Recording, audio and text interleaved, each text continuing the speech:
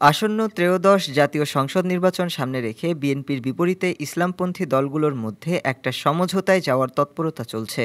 সব আসনে একক প্রার্থী দেওয়া এবং ভোটের প্রতিদ্বন্দ্বিতায় বিএনপির বিকল্প শক্তি হিসেবে দাঁড়ানোর লক্ষ্যে জামায়াতে ইসলামী ও ইসলামী আন্দোলনের পাশাপাশি আরও কিছু দল সক্রিয় রয়েছে। তবে এই উদ্যোগকে এখনই জোট বলতে না চাইলেও নির্বাচনের তফসিল ঘোষণার পর এটা একটা রূপ পেতে পারে। বিশেষজ্ঞদের মতে আগামী নির্বাচনে আওয়ামী লীগ অংশ নিতে পারবে না, এটা ধরে নিয়েই ইসলামপন্থী ও মধ্যপন্থী দলগুলো বিএনপির সঙ্গে প্রতিদ্বন্দ্বিতায় নামতে চাচ্ছে।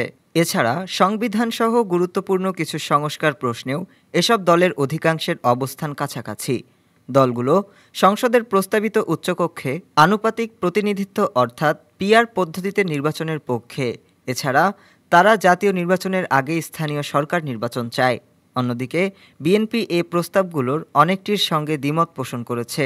এর মধ্যে ইসলামী আন্দোলন গত শনিবার ঢাকায় যে মহাসমাবেশ করেছে তাতে বিএনপির কেউ ছিল না।